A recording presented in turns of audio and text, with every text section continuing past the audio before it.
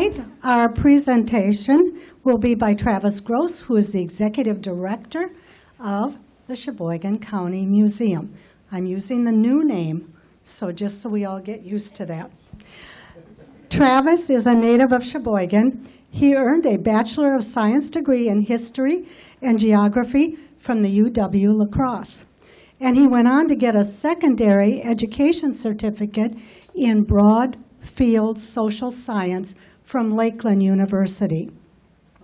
Prior to accepting the directorship of the Sheboygan County Museum, he was a volunteer, along with many of us that are here, at the full-day student education programs. And he was a member of the board of directors, serving on the membership committee, and he assisted with special projects and events. So I am pleased to welcome Travis Gross, the executive director, not my boss. She's my boss. To the stage tonight. So, thank you, Carol. Appreciate it. Oop. All right. Well, as you can see, let me just get situated here. A running joke I do quite a bit is I'm not real tech savvy. I don't give myself as much credit as I should, mostly because I don't like technology. It's just, you know, if I liked technology, I would have gone into math or science, and I chose history. So I prefer that. So there we go, a little delayed. So first of all, welcome. Thank you all for joining us this evening. As Carol said, I'm wrapping up our 4-part series on the 100 years of the Sheboygan County Historical Society. I get to talk about the future of the organization and where we're going in the years coming towards us at this point. Hopefully I'm here long enough to kind of see some of this come to fruition, but you know, one never knows.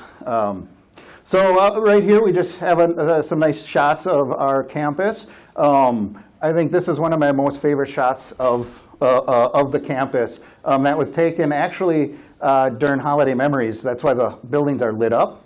And it was just a perfect evening of light. And I took that on my phone with a panoramic. So I kind of did a partial panoramic. And that's what it turned out to be. So no, I'm not Roger Crocker. But I can do some pretty cool things with my Samsung Pocket computer. All right, first thing I want to do is thank some people. Obviously, my first thank yous are going to go to Betty Potter and Bob Harker. They were my predecessors here, and they set the groundwork to this really amazing position that I fell into.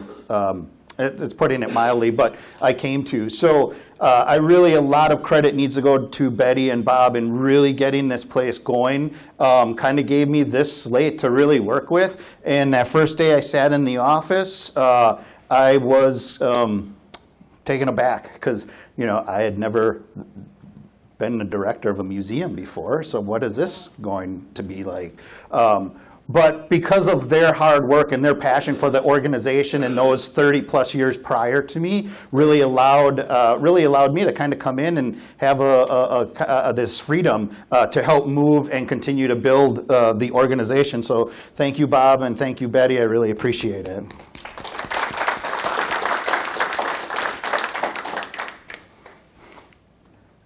I also would like to thank all of the staff. Yes. This is every staff member that's worked here since I began my time. 22 people, all right? Couple of them were limited term. So Tiffany Chen was actually hired to work on our virtual program for our education programs. And Becca here is actually a almost two-year staff member, also here as a limited term employee through a grant. You all are familiar with our collection project that we're working on. She's spearheading that right now. But unfortunately, she will be leaving us in about 4 days. So we all get to say goodbye to her tonight. Great asset to the museum, brought a passion and youthful enthusiasm that keep all us older folks here moving forward. I'd also like to point out Al. Al was our longtime maintenance person. All the faces on this board, Al is the only one that's not with us today. I just want to acknowledge Al and his efforts here at the museum. That man could Frankenstein anything. I was just talking about the snowblower he used for years. That was a Frankenstein of probably about 5 or 6 different snowblowers. He's also one of only a few people that could shoot a nail through his finger through a nail gun, clean it up, wrap it up, and go back to work. That only lasted a few minutes until I found the blood drops out in the hall, and I followed it back to him, who he was framing out a wall in the back gallery. And I said, "What's this, Al?" And he's like, "Oh, I just shot a nail through my finger." I said, "You know, Al, if it happened in your garage, I'd say that's fine, but it happened at work. I think I want you to go to the clinic." OSHA, all that fun stuff. I'm sure you remember most of these faces, but I want to thank all of them because really at the end of the day, it's the staff who has to listen to me drone on about things and listen to my wild and crazy dreams about the organization. Sometimes buy in, sometimes not buy in, but when they do buy in, they buy in full tilt, and that really allows us to keep moving the organization forward. So thank you, staff and past staff. We also need to thank the County of Sheboygan, Board of Supervisors, County Property Committee is the liaison committee for the museum.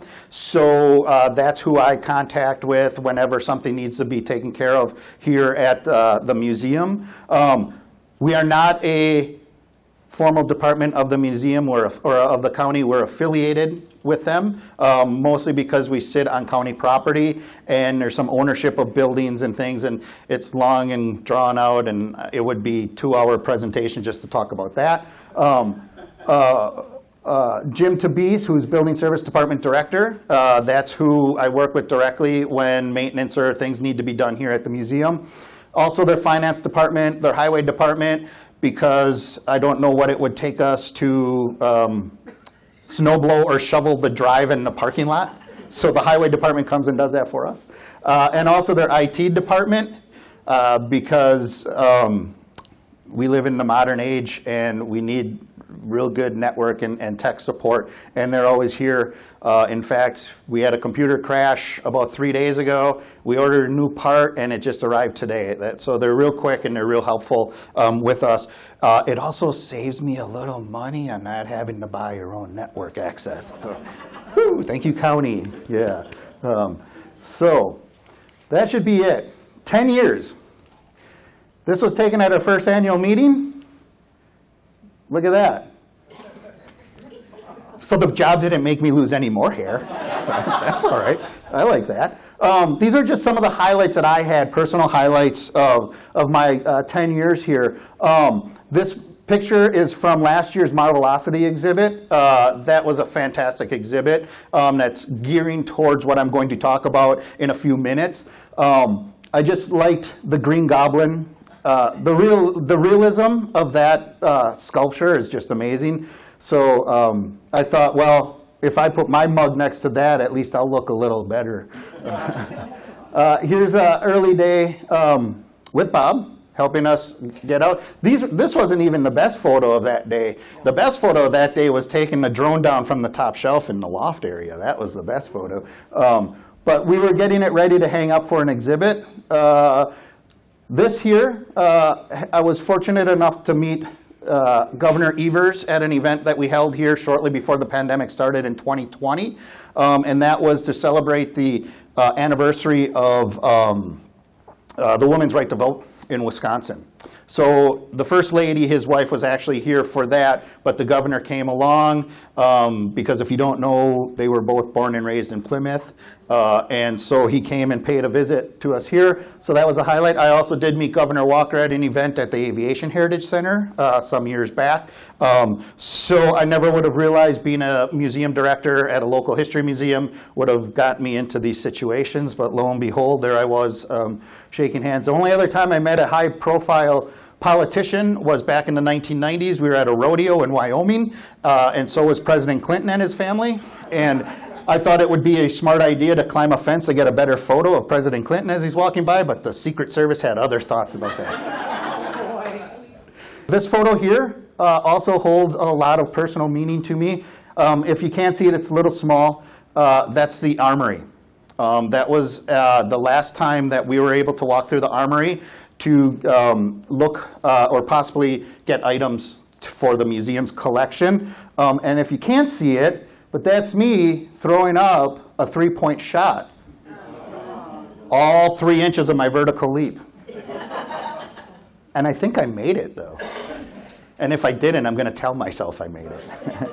And finally, this is a photo of how I've transformed in 10 years, from this person not knowing what was really going on to this person who now stands in, and it's hard to see, stands in the gallery and watches his staff install items into the exhibit as I stand with a cup of coffee and make funny faces. So I have progressed here. But 10 years, it's been great. I always say it doesn't feel like 10 years. 10 years is a substantial amount of time. It doesn't feel like I've been here for 10 years. I think that's a good thing. I get up every day and want to come into the museum. I enjoy still walking around the grounds.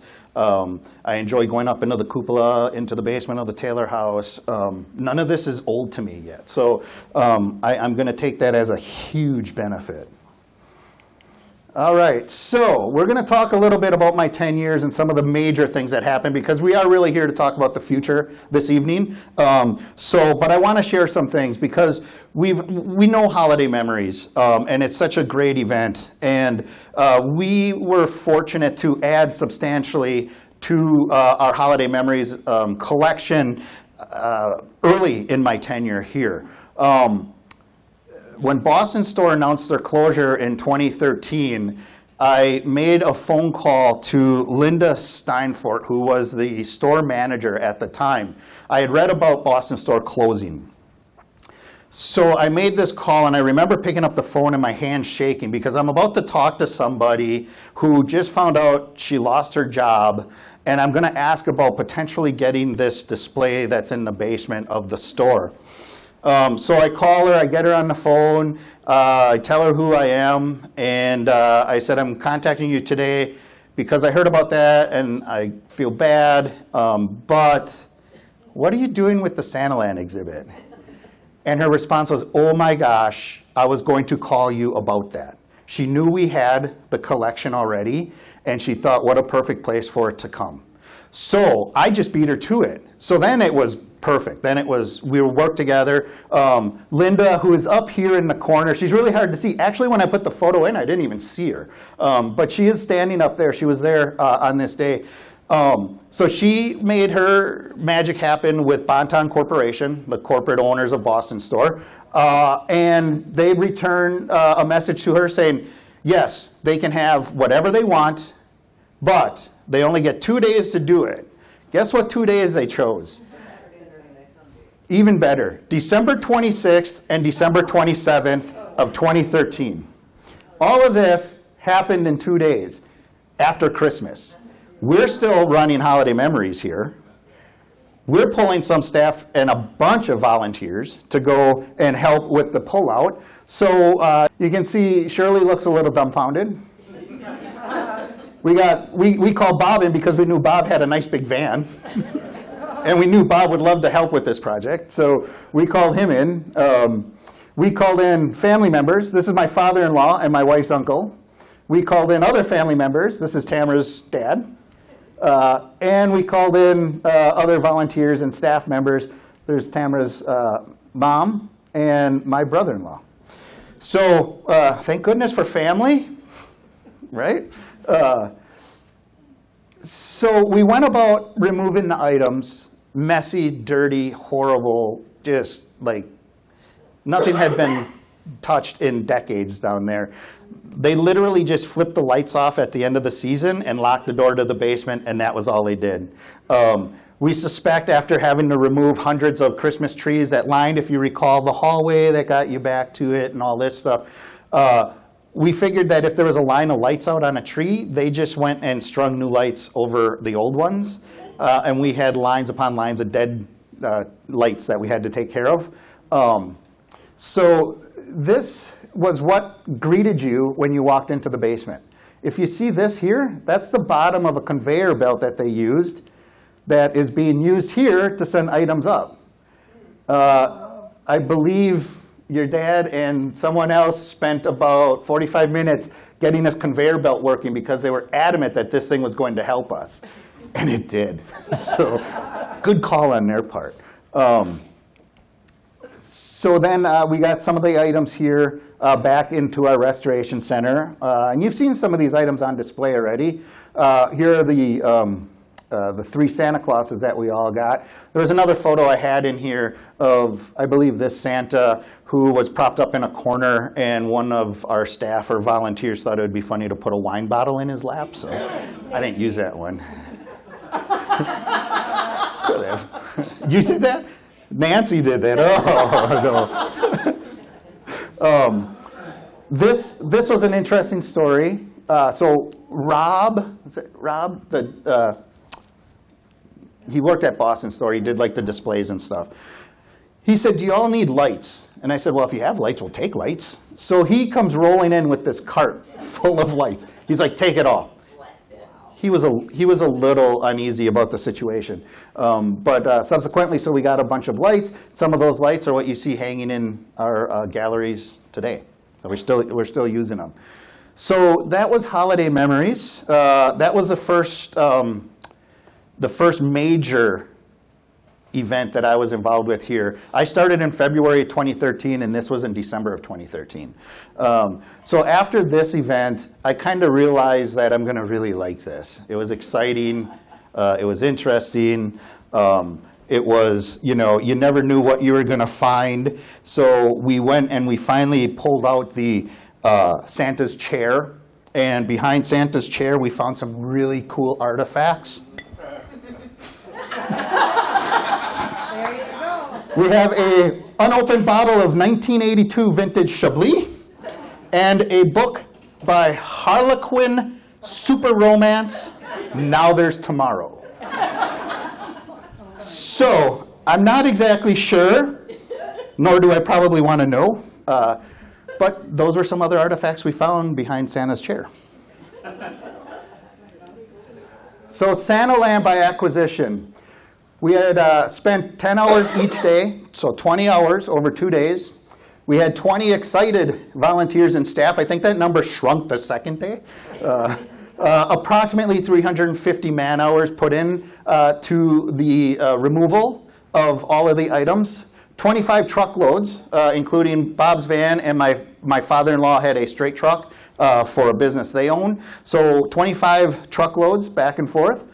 60-plus new animated pieces added to the collection, 50-plus other items that we entered as artifacts, hundreds and hundreds of other display items that we still use. You still see these when you come to Holiday Memories today.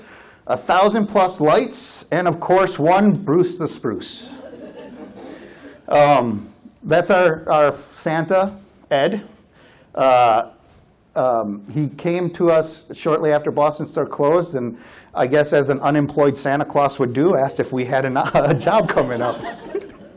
And I said, well, you're familiar with the chair and with the items, so yes, let's bring you in. Holiday Memories 2014 was the first year we offered Santa Claus, and Ed, who's with us tonight, has played Santa every year since.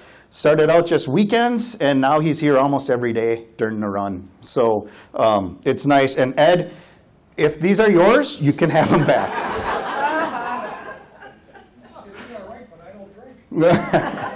I don't know if you want to drink that anyway. This might run the Buick out in the exhibit. So another acquisition that was large for us. And this, don't forget that we've also been taking in all these other items. We had received a vast collection of Cordettes items from Scott Lewandowski when he was finished with his book. We have accepted all sorts of great items. Most recently, a quilt that was, I mean most recently, like literally hours ago, a quilt that was made by the County Quilters Club that they made for the neonatal intensive care unit at Memorial Hospital. And now with the hospital being closed, they requested it back, and they in turn donated it to us. So we have that in our collection. Random items like a Praying Away shopping cart. Remember the red plastic Praying Away shopper cart? We have one now. So, but I'm just sticking to the big ones. So the Armory. Here are all the items that we were able to retrieve. We got in a little late, unfortunately, so there wasn't much for items really left. So we did draw what we could. So these are some of the benches with the braces from the balcony. That's a set of doors that came from the lobby into the auditorium. There's Tamara and Nathan ready to sell you tickets to the next North-South basketball game in the ticket booth.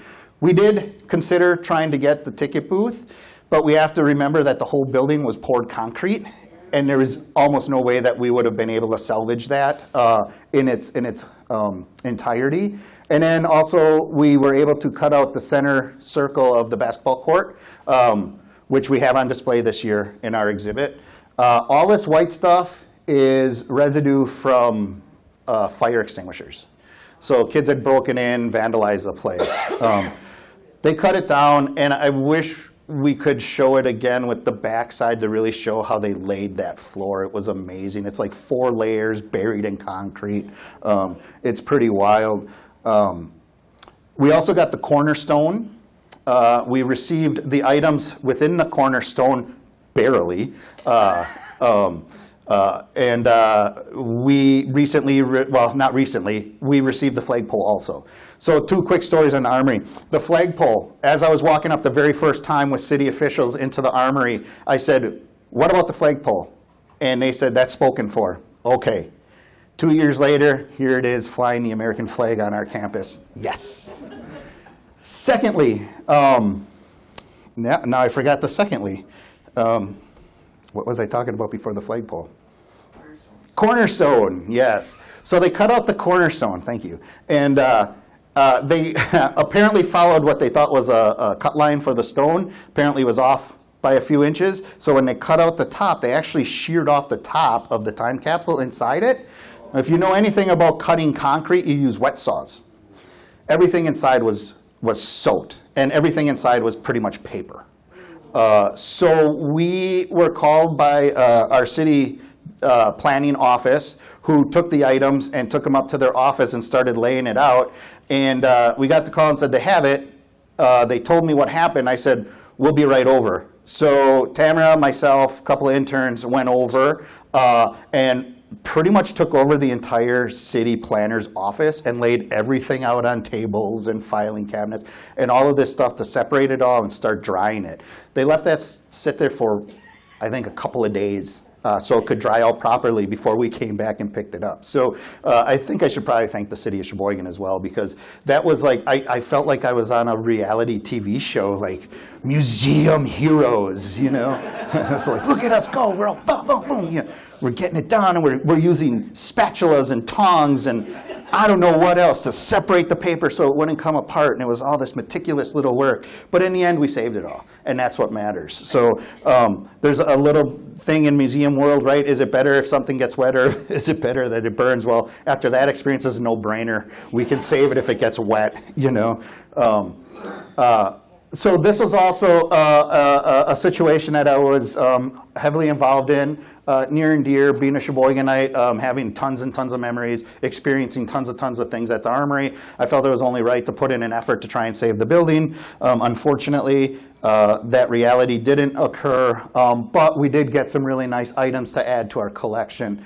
We did also get many lengths of bench that we could sell as a fundraiser, and we raised $15,000 that is now earmarked to preserve those items specifically from the Armory. So that was a nice little addition. Some of the programming that we did. So this is staying with, as I said earlier, I came into this, right? I wasn't really sure what I was doing, so I just started reading everything and anything. And on programming, it was this trend was starting that the idea was to take your programming out to the community. So I thought, well, that seems like a fun idea. Plus, it will get us into places and situations that we normally wouldn't get into.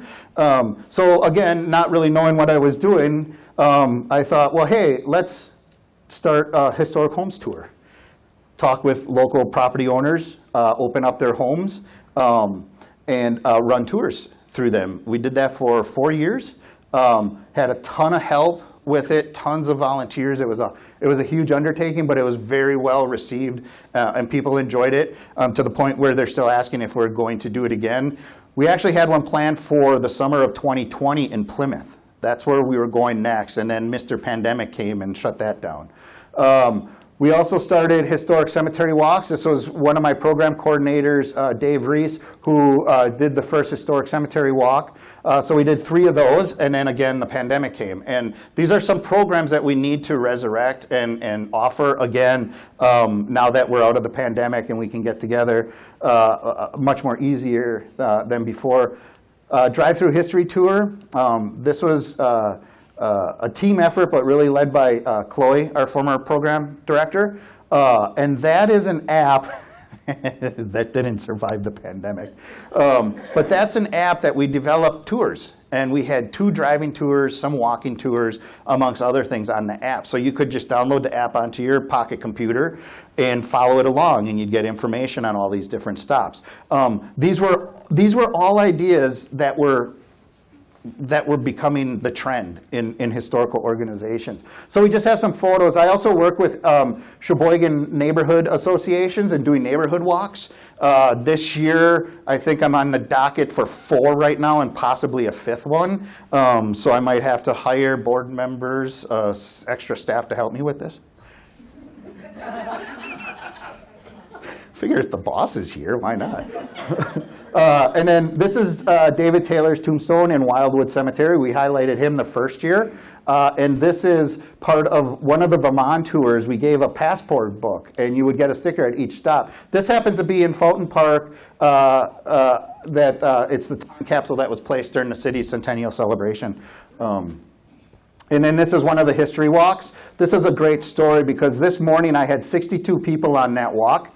And I always send out letters to the properties to let them know that this is happening. Well, apparently that property owner didn't get the letter. So his little 3-year-old daughter's at the door screaming, "Daddy, Daddy, Daddy, what's going on?" And then Daddy came to the door, and Daddy's like, "What's going on?" And I explained, and he was all good. He actually came out and listened to the pitch, and then we moved on.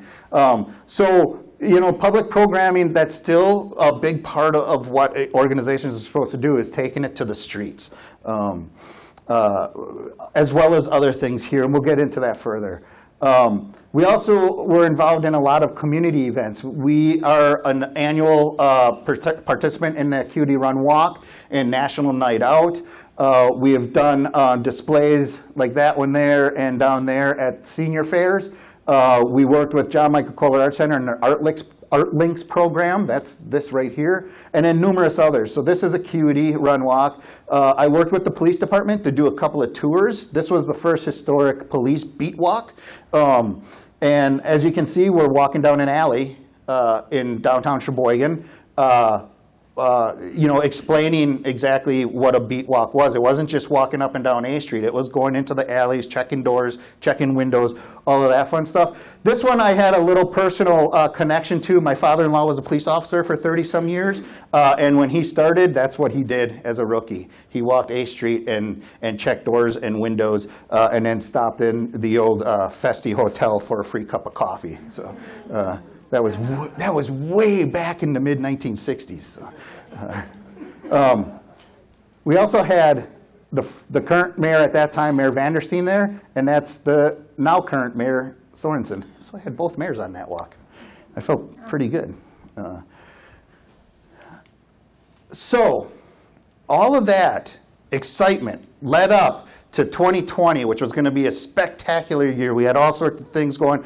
We were firing on all cylinders, and then the pandemic hit. And this is a page that just has some information on the pandemic. The first line is, pandemic has inflicted profound damage on U.S. museums, the vast majority of which are 501c3 nonprofit charitable organizations like us. 50% of states surveyed public subsidies for national institutions have decreased, some very significantly. Some 43% of museums faced closure in the first quarter of 2021. Early in the pandemic, essentially all museums were closed. 33% of directors felt their museums were at some risk of permanent closure without immediate support. That would have been 12,000 museums and almost 125,000 jobs with it. PPP helped. Obviously, we took advantage of it. But as you can see, 2022 survey shows attendance remains down 38% on average. I can attest to that. We have not fully recovered to our attendance from the pandemic. And I'll get into that a little later on why I think that is, or part of the reason why that is.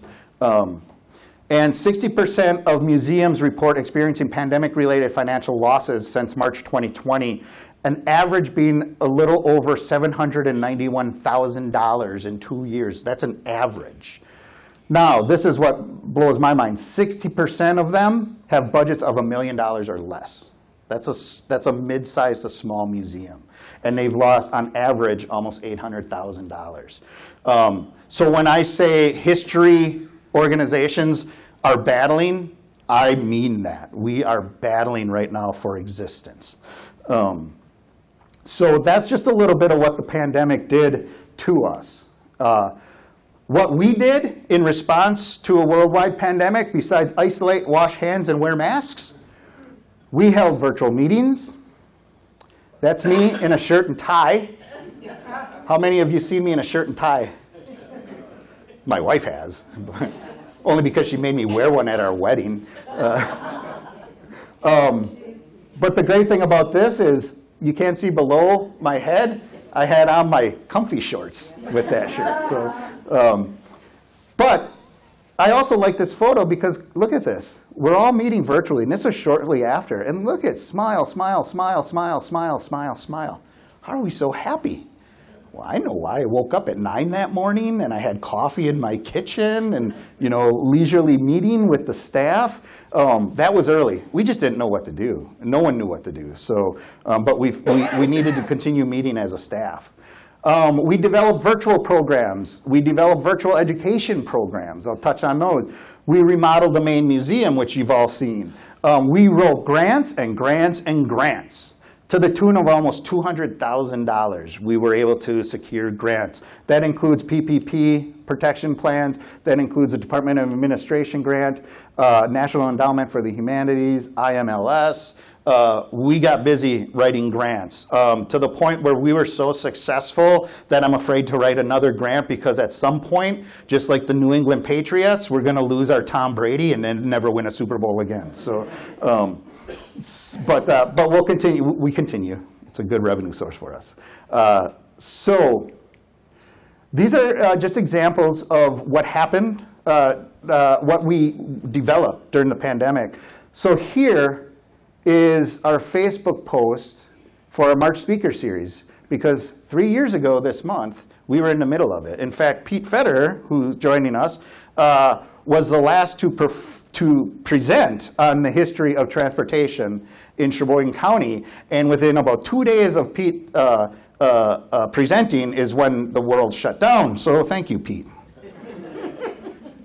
Up here, we have Chloe. Chloe was so excited to have our sock hop, which we did eventually hold in person last year. But that was supposed to be scheduled for 2020. So she decided to put on a virtual sock hop, and that's her getting ready for the virtual sock hop. Literally danced and played music over a computer screen. Had attendance, too. So we developed things like Collection Spotlight. Everything is virtual here. We couldn't meet in person. So we had to go live on the computer. Angie developed children's fireside history chats. And then we thought, well, maybe we're doing a lot of things for kids, so then she decided to do a grown-ups fireside storytime chat. It wasn't this. There's just a book about an author that wrote one of the books she did for her fireside chat. We did live from home office. There's Dale dressed as a Jedi during our Star Wars event, and Nathan in a classic vehicle. What live from the home office was we just talked about our personal connections and our personal things with history. When I did mine, I talked about my collection of National Geographic magazines. I have every issue dating back to April of 1913. So I don't know what to do with them. So if anyone's interested, give me a call. They take up a lot of room in my basement right now. Whatchamacallit Wednesdays, another thing that we actually still are doing today, not as frequently, but we're still doing that on our Facebook page today. And this was something, as we started trickling back into the museum in person, but we weren't open to the public yet, we came up with the idea of doing a bear hunt. So we we put bears in the windows of all the buildings. So people could come out to the grounds, be outside, not come in contact with anybody, and do a bear hunt. So we had several bears all over the campus. So, you know, the pandemic, even though that initial shock was, what are we going to do? We didn't rest here too long because we knew that we had to keep doing things. If we stopped, people were going to forget about us. And if that happened, we would be in a much different situation than we are today. You saw those numbers from earlier. So we just went to work. There were a lot of things we learned on the fly when we were doing this stuff. But this is all kind of leading into the future. This is an example of one of the things we did during the pandemic.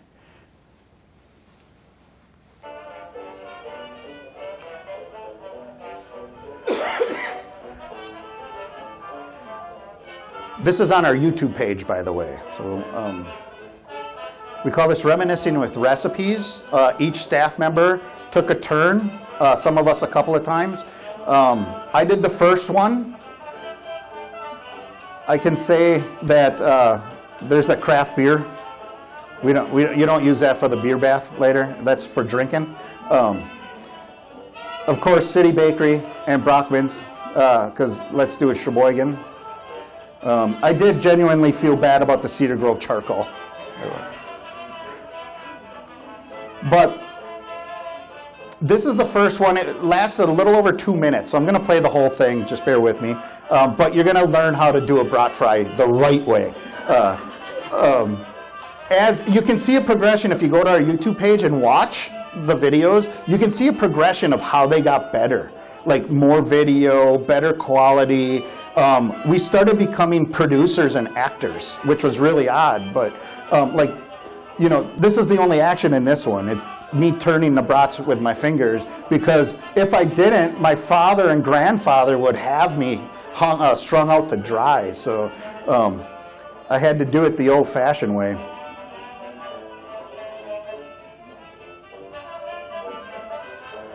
Look at those tasty. Look at it. It's about that time of year.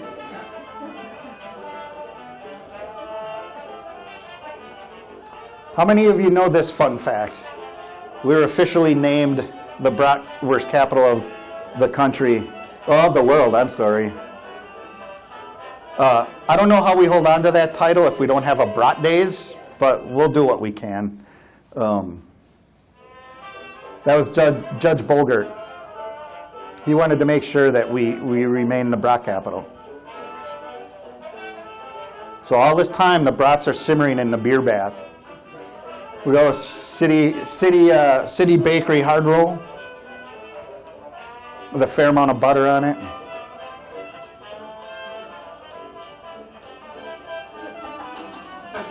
Because no self-respecting Sheboyganite eats a single brat on a hard roll. And yes, brown mustard on a.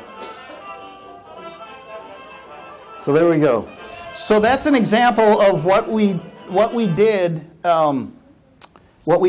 with our programming during the pandemic, virtual. We took it to the people. We developed a YouTube page that we could land all of this on. We're starting to populate our YouTube page with WSCS recordings, other things that we've done here at the museum.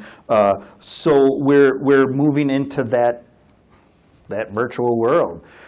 Here is the education staff working on their development. That NEH grant went to developing virtual versions of our education programs because the schools weren't coming in. So we thought, well, they're teaching their kids virtually. Let's develop something that the teachers can use and still remain in teachers' minds in the classrooms. So they went about developing education program.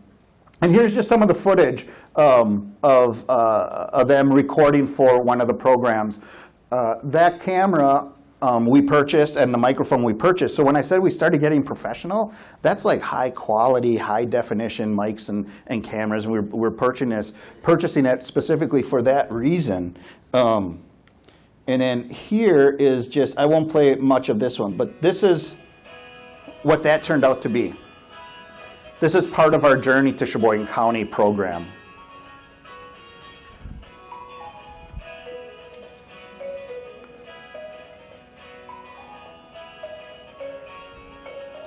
Now you have to remember that this was designed for young elementary students, so some of the things Dale says sounds a little funny, but you have to remember who the audience is. Hi, my name is Dale. We're going to be talking about this house. This house, if you look at it very closely, you can see what it is made out of. It's made out of logs. Now a log, like the one that's in front of me here, comes from a tree, and logs are round. But you notice the logs that they use to build this house are square. You do that by notching the side of the log, like you see here, and then standing on the log with an axe and cutting those pieces off. It's a lot of work. The Weinhold family did that work themselves in order to create a shelter for them to live in. We're looking closely at So that's just a small sample of what we did. We did that for all 4 of our programs. We made virtual versions, and we have them all to this date. There are still some teachers that occasionally will ask for them and use them within their classrooms. What we're starting to do, because now we're getting the students back into the museum, so we're not getting the requests for these virtual programs as much as we used to. But what we're now considering doing with it is reaching out further outside of Sheboygan County and potentially sending them these virtual programs to see if any teachers in surrounding counties, surrounding school districts would be interested in using them. Because it's still valuable information. It really explains. The journey to Sheboygan is similar to the journey to Port Washington, to Fond du Lac, to Manitowoc. So it's information that can be used with it. And plus, they did a really good job. Everyone that was involved in this did fantastic. And it kind of pains us all to have them just sitting there and not really being used. So we just have to get creative with them. We have to figure out a way to use them. What else we did? Well, you've all been through the main gallery. So this is what it looked like in late 2020, early 2021.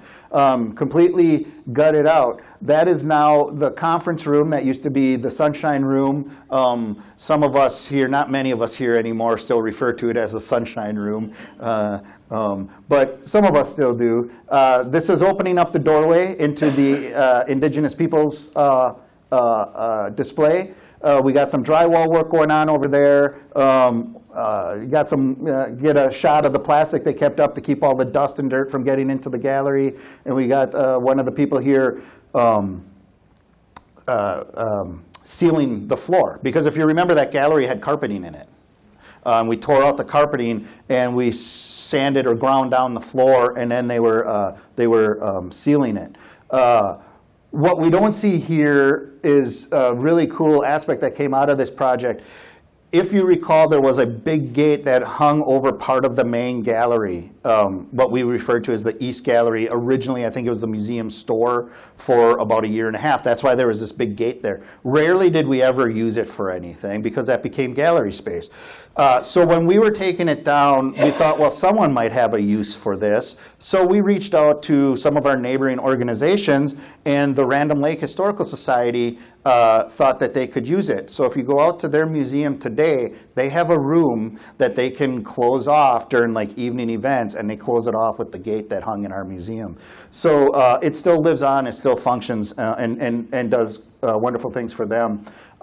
This project took several months, partially because of the funding that came through. This was paid for by that PIC Foundation grant that we applied for. We asked for $92,000 after all of the estimates came in, and they decided to give us $100,000. So we had $8,000 more than we needed, and then the project came in under budget. So we had all sorts of extra money now. So I reached out to them. We were working on replacing the roof on the shoe cart barn on the campus. And I said, well, we have $18,000 left of your money, but they misunderstood me. They thought we needed $18,000, so they sent another check for the roof job. So I'm just going to keep calling the PIC Foundation.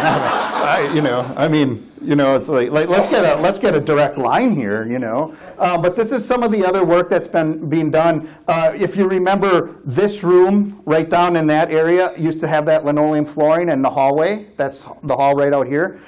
They took that up with a big scraper. Here are Dirksey Glass employees moving the glass doors that were located right here, moving them over into there to be able to close off our sunshine/conference room.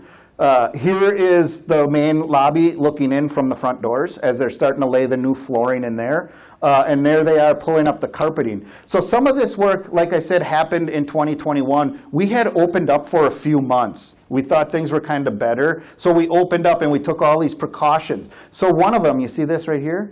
We had directional arrows throughout the gallery, so everyone stayed on the same path for spacing issues.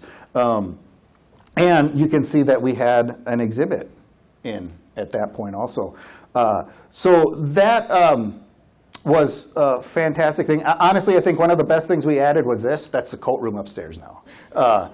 So now people can actually come in the main entrance and hang their coats by the main entrance instead of having to come halfway through the building before they could find a hook. If you remember, they used to be right out the hall here. So we still have one last thing to accomplish from this major project, and that is our upgrade to our donor boards. That was a project that was being handled by Susan, our former office manager, and when she took her new job, it kind of just fell off because she left, and then seriously within like 3 months, like 4 other staff members left. So things kind of went way down on the priority list at that point. The donor boards are one of them, but we have the funding because of the PIC Foundation to finish it, and we're hoping to get that accomplished by this summer. So the pandemic changed everything, changed the world. It changed us here at the museum also. It's a changing future in museums as well. Exhibits, artifacts, and programs will continue to utilize virtual platforms. It's easily accessible, it engages a younger audience, and it reaches a broader audience. So, for example, our YouTube page, there are people from far out of state that have watched things on there. It's pretty interesting. So, like it or not, I like in person. Those who know me, I enjoy being in person. But like it or not, that is not going away.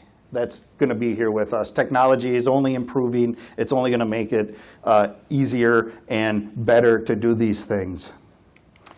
Programming will continue to utilize platforms that allow people to be active and promote underrepresented populations. So those tours that we were working on before the pandemic, virtual tours, walking tours, driving tours, those kind of things are going to be a big player in public programming for the foreseeable future. It takes local history to the community. And the return then is hopefully drawing more attention and more people here to the museum. Interactive programs at the museum, so the experience of doing history. So if you're familiar with our ed programs, the hands-on aspects of our education programs, that's going to play a part. Kids nowadays, I think, would deal with a shorter attention span because of these pocket computers. Our phones, I just call it a pocket computer because it is. I don't barely even talk to people on my phone anymore. So attention spans are growing shorter. So if we just sit and we lecture to children, they're going to tune out really quickly. So we have to get them engaged. We have to have them hands-on and doing things. Development of programs that represent all communities. That's going to be a tough one because that history is hard to find. But it's what's happening. NEH, NEA, the Trust for Historic Preservation. These are major funders for cultural organizations, and they're pushing tons of money into programs that are representing communities that normally haven't been represented. We have a lot in this community. The primary example in Sheboygan County is the Hmong community. They've been here for 50 years, and we've done programs with the Hmong community, but if you walk through the museum, we don't have anything that says they're a part of this community. That has to change. We have to start including these other populations that we're not representing, because at the end of the day, they are part of our community. I go and shop at Hmong-owned grocery stores. I throw cornhole league with Hmong players. We're part of the community. Part of our responsibility as a cultural organization is to represent everybody in our community. Utilize programs that stimulate discussion and learning. And this is going to be a tough one also nowadays because we seem to be so divided in this country about things. But that is going to be key because discussion and learning is how we really truly move forward. So we need to start developing programs that might touch on touchy subjects, touchy topics, but we have to approach these topics. We have to discuss them. We have to get them out, and that's the only way we can start changing things. Otherwise, everyone just stays in their lane. And yes, that's good, but it's not the best way. Exhibits will change with additional technology, new collecting targets. So one of the things, and we're not even remotely close to this, but they're doing it. They're taking artifacts, they're taking scans of artifacts, and they're making 3D models of that artifact. And that will revolutionize exhibits, right? Because now we don't have to be so concerned about something bad happening to this artifact that we may have the only one in existence. Now if someone goes up and touches it and it falls over, it's a replica. Not that we want that to happen, but it changes, it revolutionizes the way we're going to do exhibits. Inclusion of interactive technology. You see that already here. We have some of the interactive kiosks right out here at the Cornettes exhibit. It's a good example. You can go on, you can interact with it, you can learn more, you can hear their songs and their music. That's all stuff that's not going away. If you're picking up on a trend, anything technology, it's not going to go away. Collecting in the now rather than decades after a time period. So the pandemic is a great example for us. We're out scouring everywhere right now to try and get items because the best time to collect on a major event is when it's happening. That's when most of the things are going to be in existence. Now as we're pulling away from the pandemic, these places, businesses, hospitals, whoever, are going to just start tossing it because we don't need it anymore. So now is the time to get it. And what that does is it allows us to bring history to the now, which is fantastic, right? We can really show the story and how history affects us in the now. It also is going to set up our followers here at the museum with their exhibits because we're going to give them a lot of artifacts to deal with on the pandemic. And they'll be able to tell a really, really great story 100 years from now. Yes, we'll be here 100, not we. The organization will be here 100 years from now. I mean, 152, that would be kind of interesting. I don't think I'll make it, though. Connecting with underrepresented populations to collect and preserve items from their community. So now that's an outreach to the community. We have to connect with these populations in our community to get the items. We have to say, we welcome you. We have to say, we want to tell your story. It's out there. The information, the items are out there. We have to be active in pursuing it, and we have to convince them that this is the right place for it to come, and we can then tell their story as well. Local historical organizations will continue to tell their story, but from different perspectives. And I use the example of Museum Madness brackets, if you're familiar with this little online thing that we do. I shouldn't say little, it's actually quite big. Tamara took 16 items from our exhibit this year and pitted them against each other in a bracket like March Madness, NCAA basketball. You can go online or vote in person, and after a certain duration of time, the winner moves on to the next line, right? I will plug that I am 100% right now. I'm batting 1,000 on this thing, right? I'm not saying that because I'm lucky. There's a lot of thought that goes into it, right? So I picked the Garten toy because I know what our demographics are who visits our Facebook page. It's older. It's people who remember having a Garten toy that they rode on or bashed into their dad's car in the driveway or whatever it may be. So I know they'll vote for that over something that's lesser known, even though they're all awesome artifacts, right? But it's a different perspective. It's putting it in. Like a Garten toy to me, I think I recall seeing an old rusty beat up one in my grandparents' garage. I never rode it. I never did anything with it. But my parents rode them all the time because they were all over the place. So it's a different perspective, and you start seeing it from a different perspective. So we have to start telling the story from these different perspectives, and that's going to also help broaden our audience and attract some of these populations that we're looking to attract. All of this pandemic and all these changes that happened led us to this harebrained idea I had about a year ago, and that was rebranding the museum. Because as we're going through the pandemic, as I'm seeing all of these new trends popping up, I thought to myself, maybe we need to kind of give ourselves a facelift. And I thought, what better time to do this but our 100th anniversary, right? Because we're not busy enough. Let's just go layer this whole thing on top of it. So the time has come. Nothing wrong with the old logo, nothing wrong with the old name, but it's not attractive to the next generation. And we have to, no matter what, and I'm sure Betty and Bob will agree that when they were in these positions, you always have to look to the future because those are the people who 10, 20 years from now will be supporting the organization. It's all about the organization. So we have to make it attractive. You heard about all these changes and what young people are into. I've just shared some of this with you.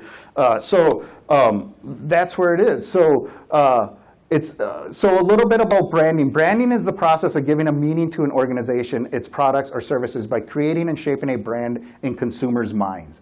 Brand defines the first impression people have of organizations and predisposes them to have certain expectations.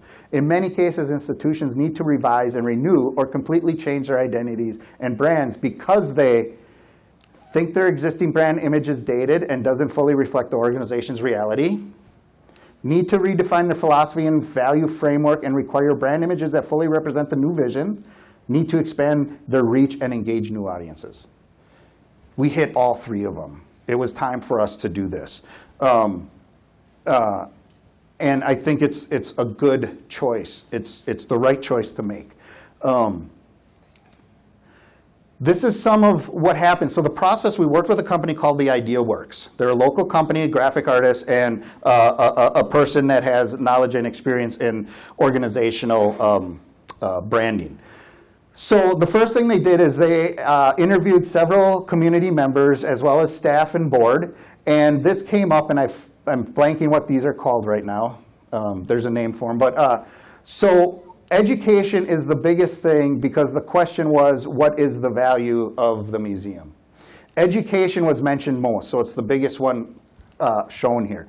Programming, collections, next tier down, community, entertainment, history. It's smaller.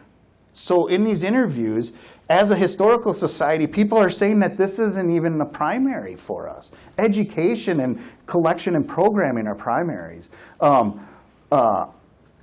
at the smallest one right here, value and cost. You know, this is one that I disagree with because we're a local history organization. local stories are always going to matter here. This is what we do. We are here to tell the story of Sheboygan and Sheboygan County. So that, in my opinion, should be much larger.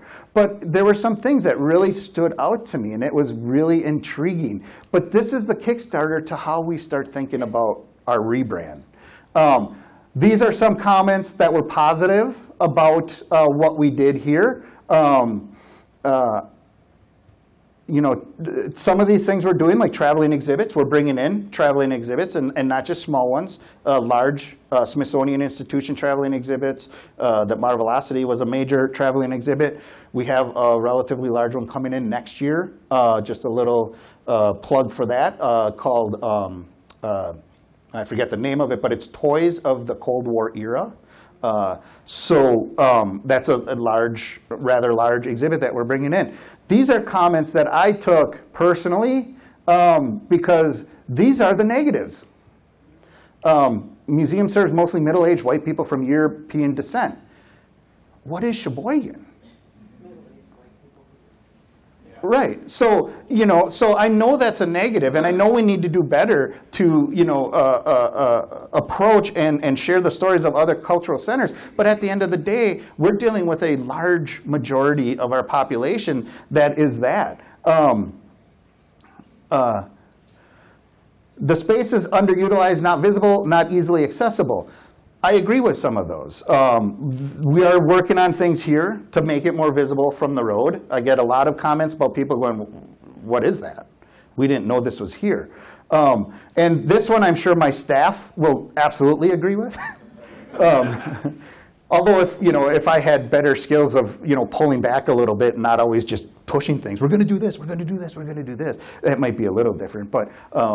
But anyway, so these were some of the ideas that really, got to me and said, I think we're on the right track. I think we have to figure out a way to update, I guess, rebrand, right? So the first step that we went through was coming up with a name. We felt Sheboygan County Historical Society Museum was too long. Even if we put it down to initials, it's SCHSM. That's pretty long. So I put it to the staff. This was one that I wanted the staff to go with because we're the ones working here every day. We need to be comfortable with what we're moving into. So I thought if this is the first step is going to be handled by the staff. So when it says staff choice, this was the staff's choice. We went through a lot of incarnations of Sheboygan County Museum. One that we kind of settled on was Sheboygan Museum. Now, because of our affiliation with the county and our relationship with the county, I was adamant about making sure the word county was still in there. And I think it still works, Sheboygan County Museum. I think it's good. It's shorter, less in your mouth to say, and I think, with attention spans going like this, it's probably better that it's shorter.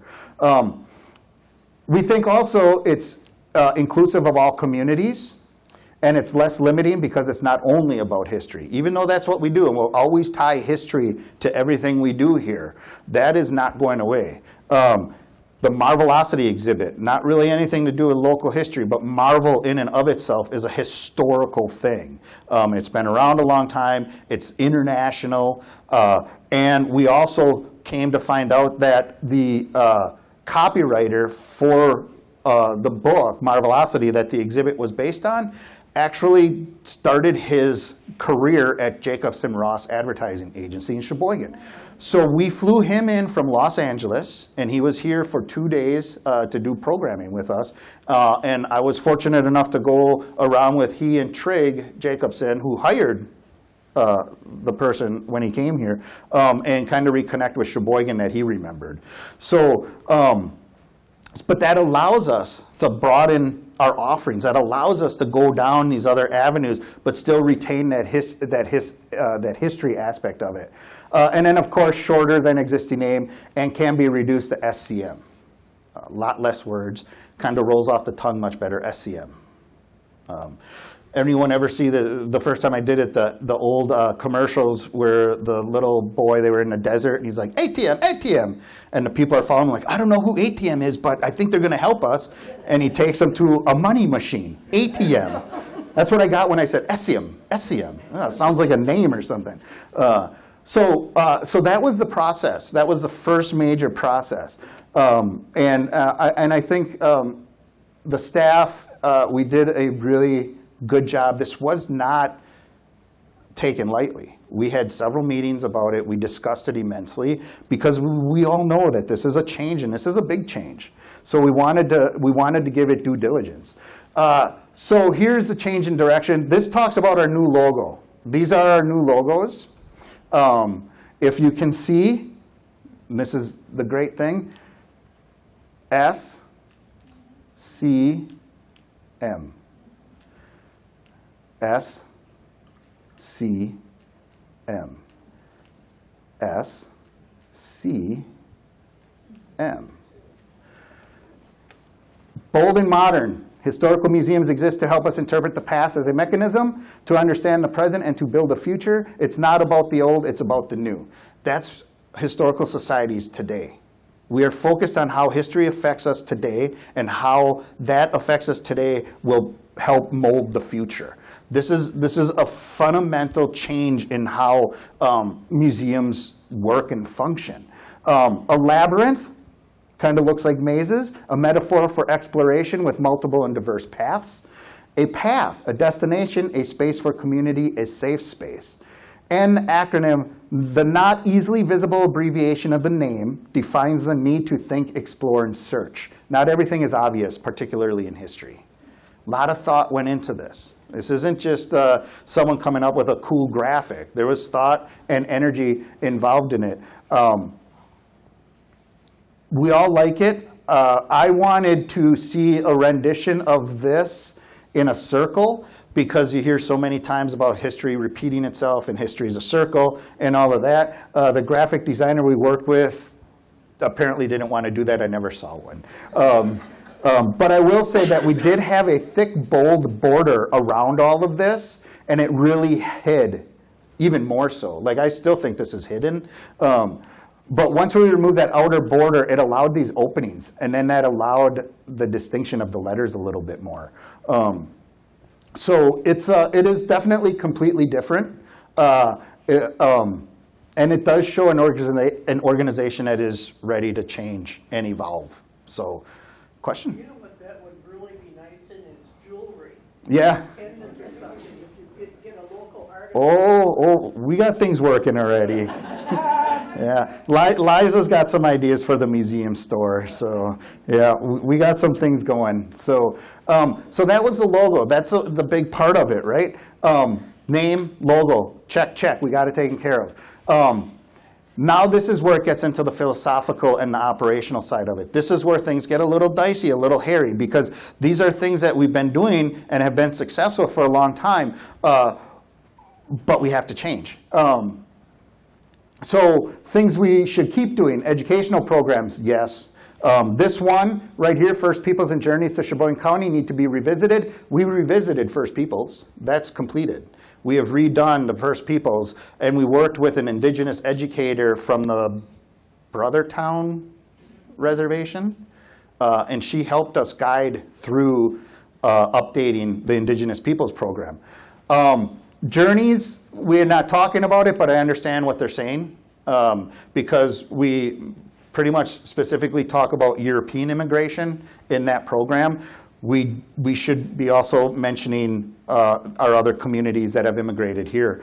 And we still have refugees coming to this day. We need to share their stories. They're part of our community. We need to welcome them in here. Traveling exhibits, we do that. We're continuing to do that. I think Tamara has a schedule out at least 2 years at this point, 3 years. So even better, less I have to worry about. I don't know. And those that attract diverse and younger audiences, so Marvelocity, perfect example, attracts a diverse and younger audience. Outdoor entertainment programming. Well, the Music Fest is coming up on its 10th year. I don't know what the future holds for that. The movie nights was a Chloe thing. I'm not into classic Hollywood like Chloe was, so I don't know what I would say about movies outside of it's really old and the acting's bad. But I don't know, I guess Audrey Hepburn, Rock Hudson, are they bad actors? I don't know. James Dean always seemed to play the same character, but, collaboration with Mead Public Library and the Art Center, we do that. We can enhance that for sure. We can grow on that. But we are working with them right now. But we can definitely grow. And continue expanding holiday memories. I don't know where. I really don't. I know what they're saying, but I just don't know how we're going to expand holiday memories anymore without adding more space.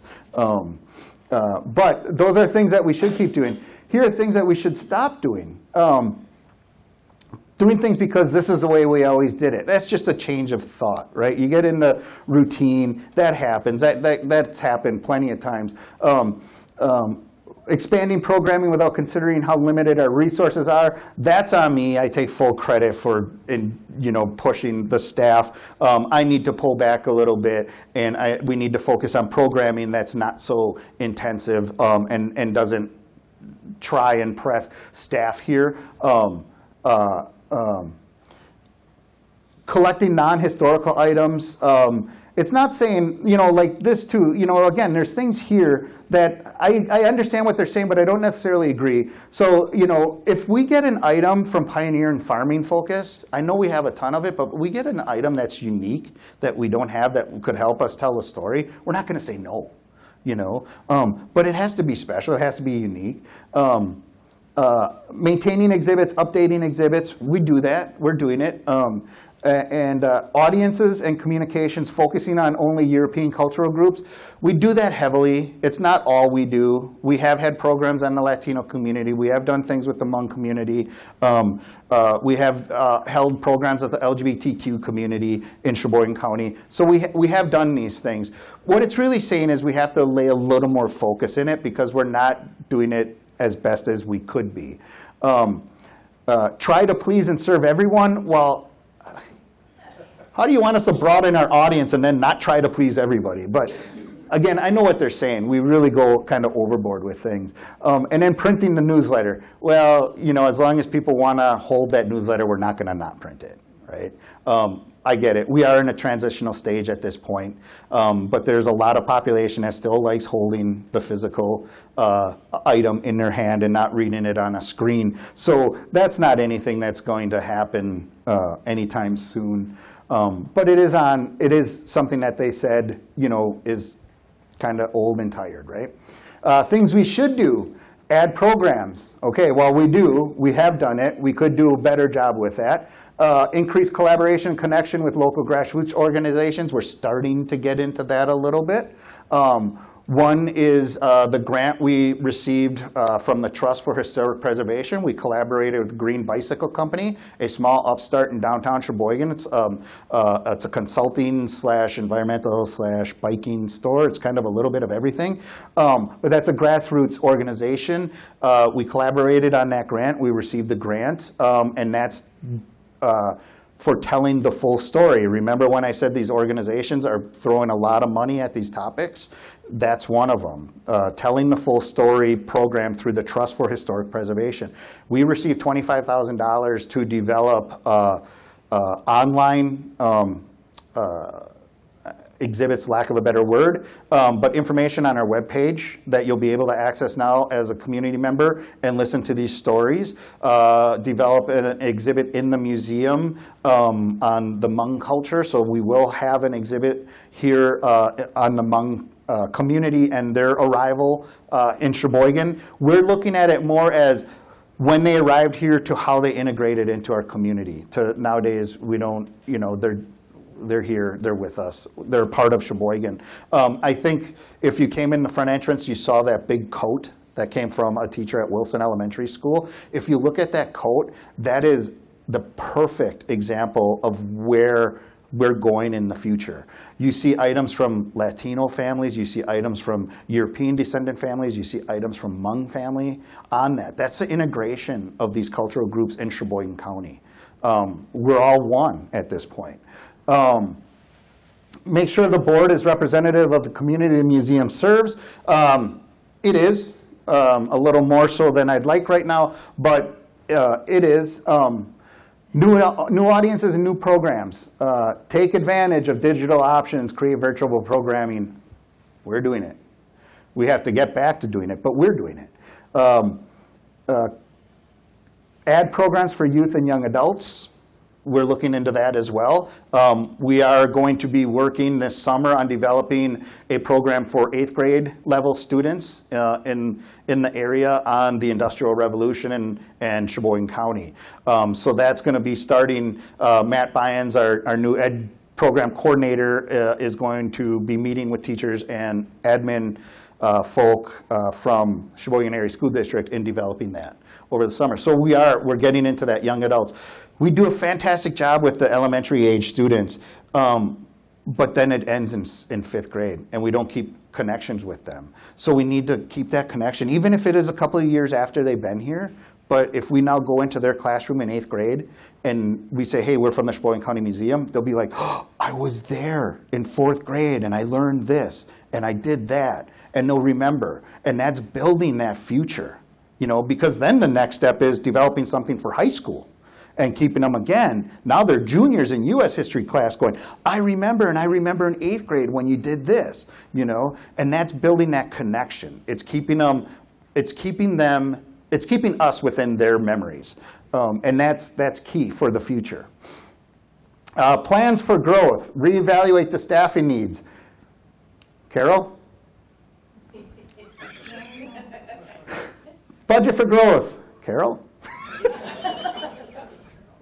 She's the only board member here tonight. That's why I'm picking on her. Space and infrastructure. Reevaluate the spaces. Invest in restoring, maintaining, and improving a Taylor house, which we're doing.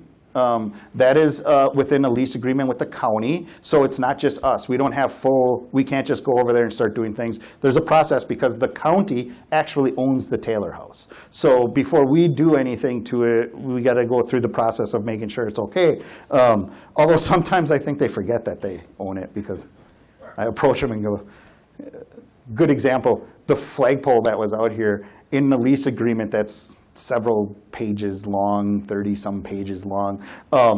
There's a section about maintenance of buildings. And the flagpole is apparently a building that needs maintaining.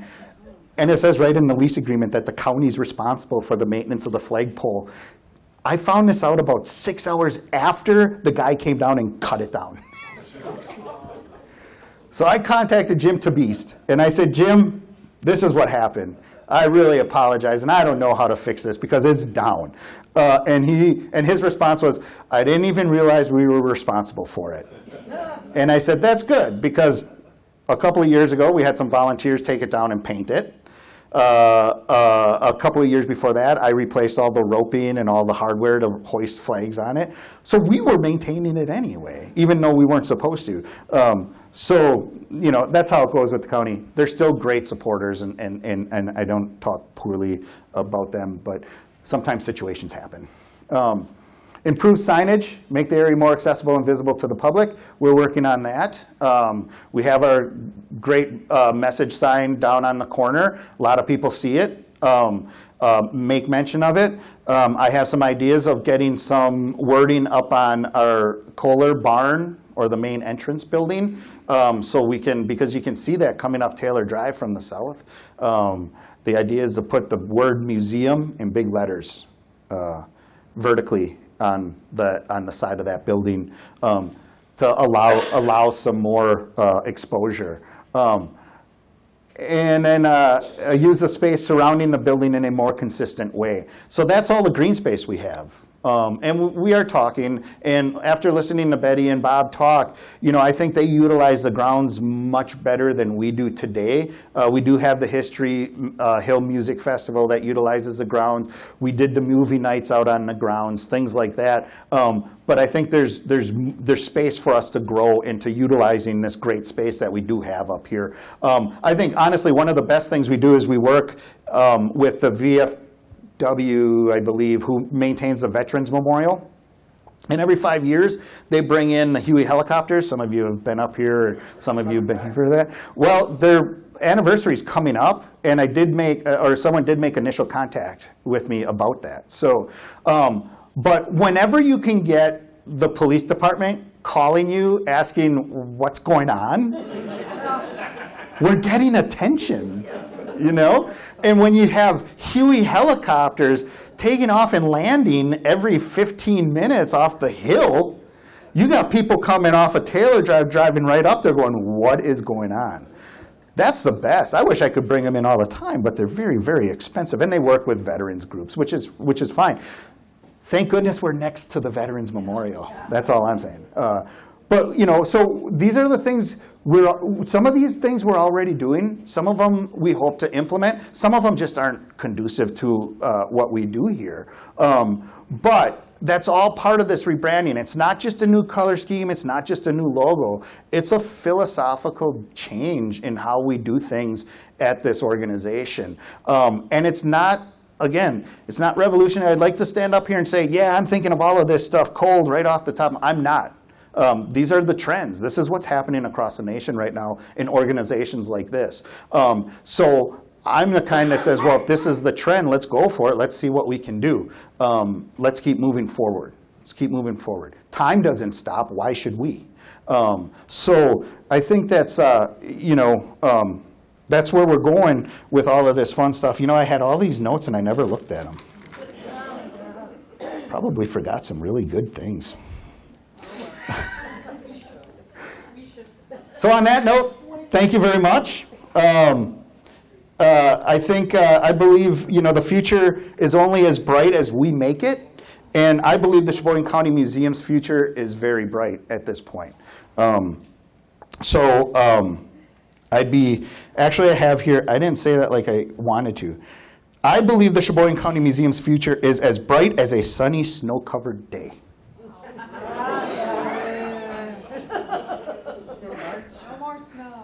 No more snow, I know, but it's so bright when the snow is down. So, any questions? Any comments? Heather had been taking a photo of all of you guys waving each week, and I'm going to get one this week so we can round it off. So, Travis, you have to go over there so that we can get you. I don't need to be in it. So if you guys can all wave, that would be great. Wave. 3, Wave. 2, Wave. 1. Thank you.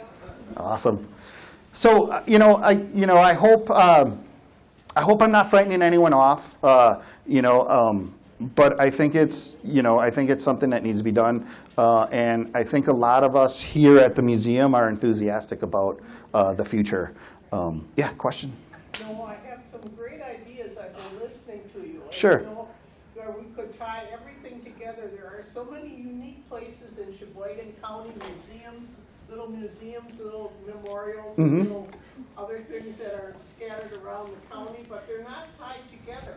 Now, in June, the Plymouth Art Center is having their art tour, going to all these different artist things. Why couldn't the museum center a tour of the Plymouth Museum, the Random Lake Museum, the Art Center, the Plymouth Art Center, and then Rhine Center and the Rhine Center The cemetery, the Civil War cemetery. The Indian Memorial at the end of Indian Mound Drive, the Corky Road. I mean, there's all these little things around, and a lot of people don't know they exist. Right. And right. if nothing else, if it's too much to do a tour, maybe we could publish a big map, like I think they did about 25 years ago of Sheboygan County, have all these different places highlighted on the map, and the biggest one, of course, in the center could be the Sheboygan County Museum. Sure. And show how it radiates out to all these other little places.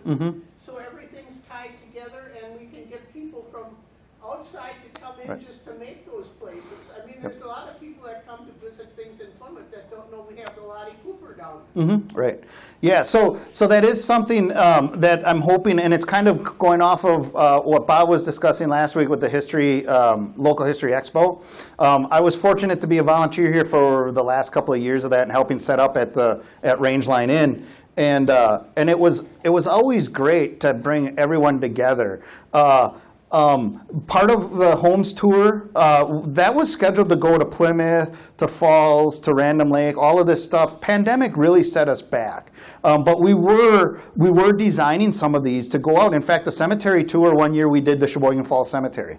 And we worked with the research center. In Plymouth, we were working with Dan Buckman, the director or the president of the Plymouth Historical Society, with the Homes tours. And so that is something that, I'm hoping we can resurrect and bring together. In fact, the second Saturday in June, we're doing a community day. So all this year, each month, we're holding what we call Community Day on the second Saturday. We're opening the museum free of charge. And each of those days, we're going to highlight something. I think this week we're highlighting one of our education programs this coming Saturday. But in June, we're highlighting the History Expo, these things that were done here in the past. And I have already committed all of the historical organizations in the county except Elkhart Lake, because I just don't know who to connect with out in Elkhart Lake, and the Centerville settlement, which is a stone's throw over the county line, but in Cleveland. So every other organization has committed to that day. They're going to be here presenting on their organization. The hope is we get us all together at this one time. We can start brainstorming and figuring out a way to keep this happening regularly and bring it back. Even if it's just the county organizations, maybe it grows beyond the borders. I don't know yet, but that's one step at a time. But it is, how can we help? How can we utilize each other?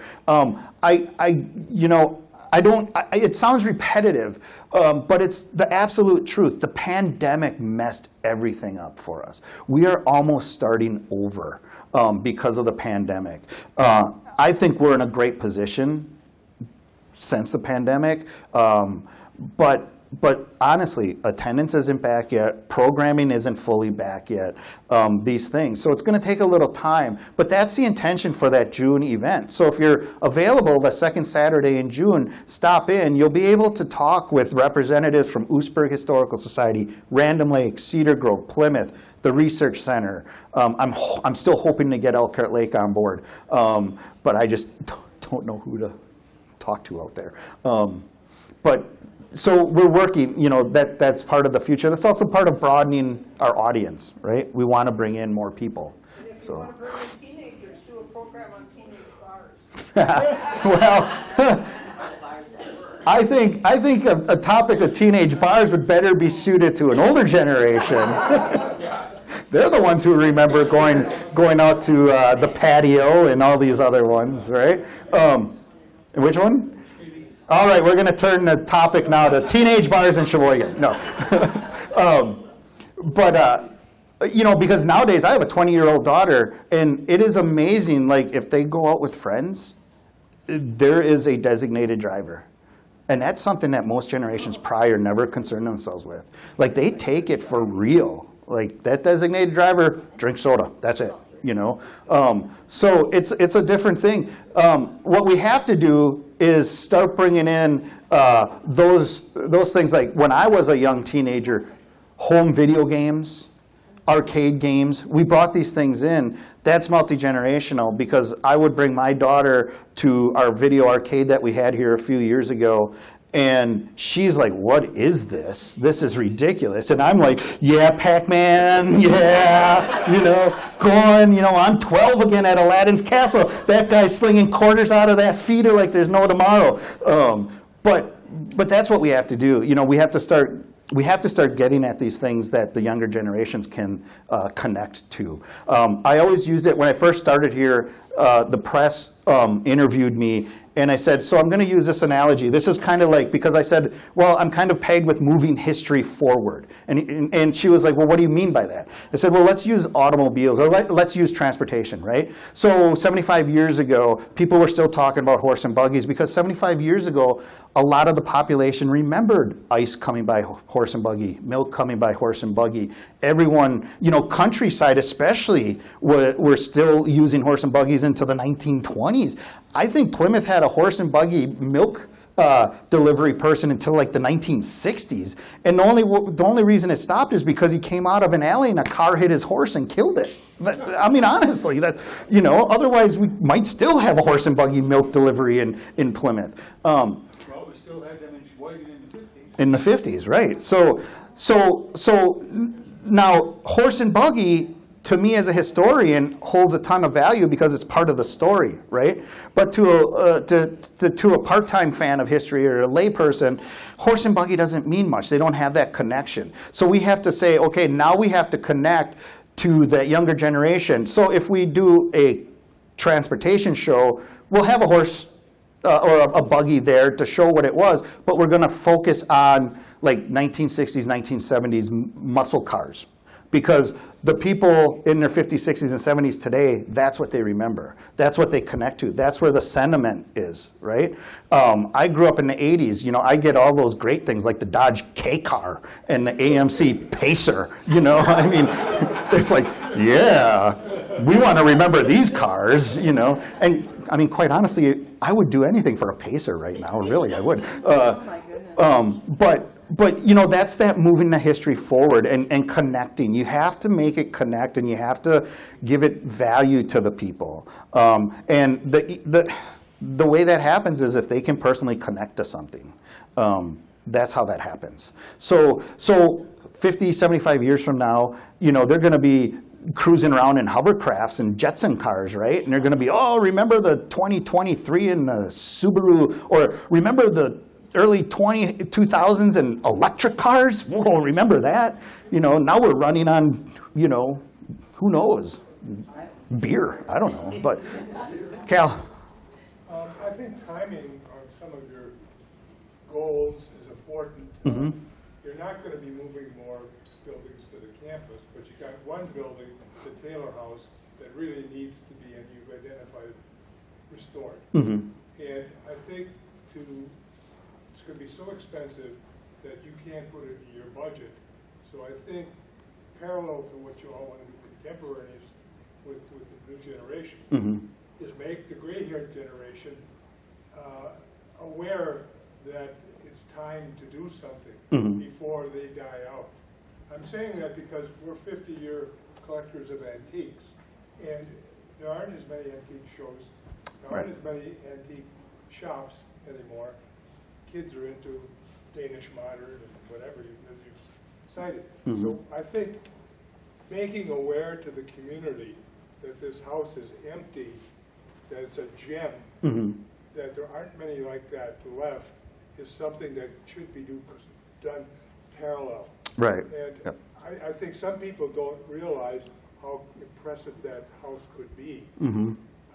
You just go, I know a little bit about Milwaukee history, and everybody builds up the Pabst Mansion, and it is beautiful, but what was torn down on Wisconsin Avenue Right. over the years would dwarf it. Right, right. It would make the Pabst Mansion dwarf. Right. So there are people who don't care Right. about buildings or the old or certain time periods. So I think it's crucial to sort of parallel keeping aware, the community aware that if anybody's got an estate or if anybody's got a grant, Right. we have a good use for it if that's your interest in art. Yeah, and absolutely. You know, I know I was really pushing the change for the future, but, you know, that said, we're not going to stop doing what we're doing. You know, I mean, we're still here for Sheboygan County history. You know, I'm here pitching the new, right? So I'm going to focus on it. But at the end of the day, we're still going to collect those. I think I made a mention of, you know, if it's an agricultural item that was important that we don't have in our collection, we're not going to say no because that's not what we're doing anymore. You know, we're going to say yes. It just becomes a more more involved process in items that we'll take and not take, and the stories that we tell. And Cal's absolutely right. The Taylor House is a fantastic structure. The agreement with the county is they're responsible for exterior upkeep, and we're responsible for interior upkeep. And the sad reality is the interior is what needs the most attention right now. And, you know, and it's such a daunting task, I don't think we know where to start with it. When I first started here, I did some preliminary looking into things, and, you know, we're talking asbestos abatement, lead abatement, construction of new walls, because all the interior walls were taken out, some other things. And I started getting these estimates, and I'm pushing $2+ million to do this project. It's like, well, there goes our endowment, but it can't be done. It has to be a capital. It has to be a capital campaign. It has to be a heavily involved, community-supported event to do that. Now, is that off my list of things to do? No, I still have it on my list, and I think about it occasionally from time to time on how we're going to do this. I don't have an answer outside of getting the right people involved that can go out and raise funds, writing grants. We know of foundations that offer money specifically for things like this, house renovations and things like that. Writing the grants, going with them, hopefully getting the money. It's it looks so bad, the stand for the windmill. The windmill came down a few years back in a winter storm, shredded it. I've had a half a dozen welders say they could fix it, but when I ask them to, they all step away because it's cast iron, and cast iron is hard to weld. So they don't want to go through the hassle and then having it just all blow apart a year later anyway. But that stand is left out there because I have a thought of getting another windmill up there, but actually fitting the windmill to generate electricity. Have it spin, generate electricity, store it in batteries, use that electricity to power the barn, the cheese factory, and the log house. And then what that does is that shares history, the windmill. A very important aspect of early agriculture, got us water to the surface for our animals, for us, for our crops, right? So here we have this historic thing, the windmill, but instead of pumping water for us because we don't need it to do that anymore, it's now producing electricity because that's what we need. So it's showing how history can connect to the now and to the future. Why don't you contact somebody in Cascade? That's how they get their electricity. Is it? Yeah. So I had I was actually working with a person out at LTC, and then he left the position, and the new person that took over, I don't know what happened. I want to reach out because they have the program out there. And he's the person who told me this is absolutely possible. And the amount of electricity you're going to, because the first question he asks is like, how much electricity do those buildings use? Do you know how many lights we have in the cheese factory? 3. You know what wattage bulb we put in them? 40. 120 watts in one building. He said you'll be generating enough electricity that you'll have a surplus that if you work with Alliant, you can sell it back and you actually get money. So, right. So that's why that's still there. That's why, albeit it looks bad that there's no windmill on top of the windmill stand, but that's why it's still there, because there's hopes to do that. Dan Kramer also has one on his farm. Okay. So step one is I'm not going to buy. I don't want to buy a modern-looking turbine. I want to buy an old-looking windmill that's fitted to generate instead of pump. So because we are a history museum, it needs to stay with the grounds. But so there are these things, right? This is the future, and it's all about how are we connecting the past to the now and take us to the future. Hey, Travis, I had a question on, right before Cal mentioned that, I often wondered about expanding the museum grounds, and as far as if you were ever looking for other buildings or anything, or if it's the goal to keep it as a farmstead from a certain time era. But I also volunteer at the Galloway Historic Village in Fond du Lac. They have a newspaper print shop, so I do the letterpress printing.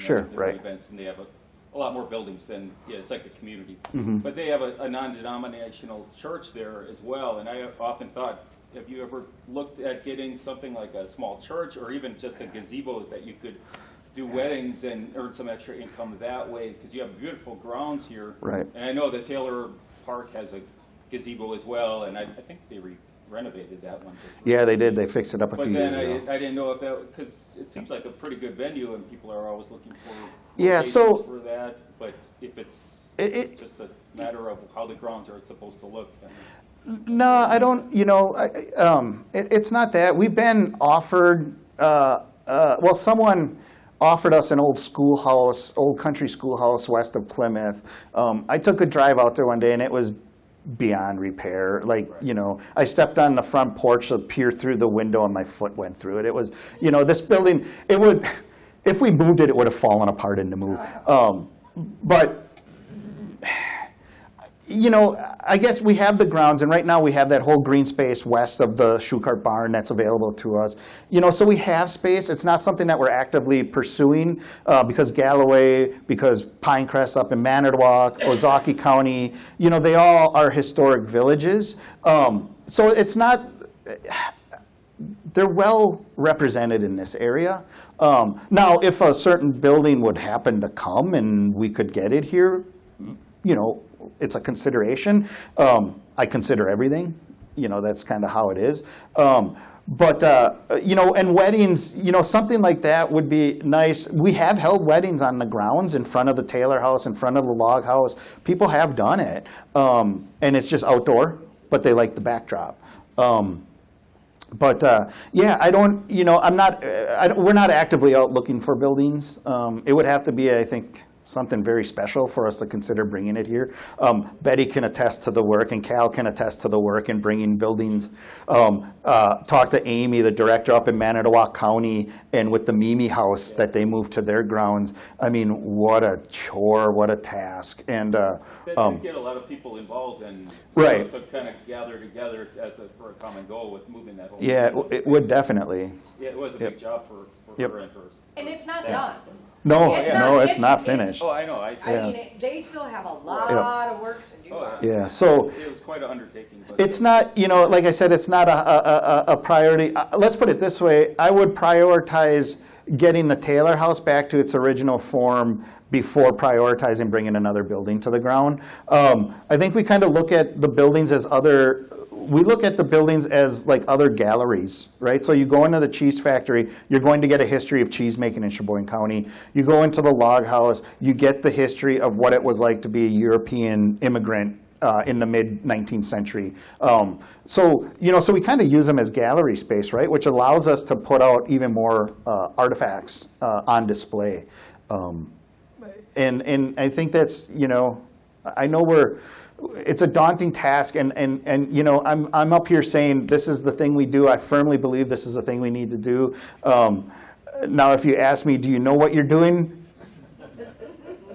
I don't know. Chris will attest that I like to go into things half-cocked sometimes, and sometimes it works, sometimes it doesn't. I don't know. This one will work though. I know it.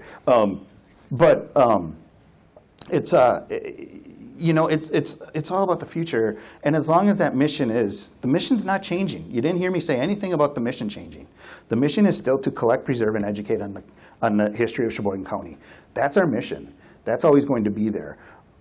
We just are changing the way we're going to do that because we're celebrating 100 years of history, and I want people 100 years from now to celebrate 200 years of history. And that's the biggest driving aspect for me right now is in this branding is we need to keep attracting new people. And this is one thing we can do to do that. Let's keep it fresh. It's not, it's not going to be the last time. Somewhere down the road, people here at the Sheboygan County Museum will rebrand again. And everything we've done is going to go, into the annals of our history, right? It's just how it is. Time keeps moving on. I'm not here to ruin anyone's attitudes about it. I'm only hoping that this helps drive motivation and involvement with us because we are changing, we are moving forward, and I think we're going to be telling some different stories, some unique stories coming up in the future. Anything else? I know we're pushing almost 2 hours at this point, but. I was going to say the problem is that people don't have any respect or appreciation of history. And I think that's demonstrated frustrated by that brouhaha that's going on in Florida about the statue of David. That- Oh, yeah. They fired the principal of the school because parents were upset because they were gonna study Michelangelo's David. Yeah. Well, if I'm not mistaken, I think the Italian government or somebody offered that principal a job. So, that might have, what's that? Well, they're paying her way to go visit. Oh, that's it, I okay, mean, yeah. I've seen that David, I sat right next to it, and it's really remarkable. Yeah. The most remarkable thing is not what's hanging in front, but if you look at his arms, all his arms. Right, the detail of it. Well, and the detail and the veins of the marble just seem to follow the veins of the human body. Right, yep. Yeah, well, again, that's part of our responsibility as a cultural organization to make sure that doesn't die. We have to keep it alive. There's value in it. Maybe we can't put a dollar value to it, but there's an intrinsic value to knowing history and appreciating culture. And that's our responsibility. We have to convince people of that. I welcome that challenge, quite honestly. I believe in it. I've been passionate about history since I was this tall. I did a book report on Marco Polo in 3rd grade, and from that moment on, it was history.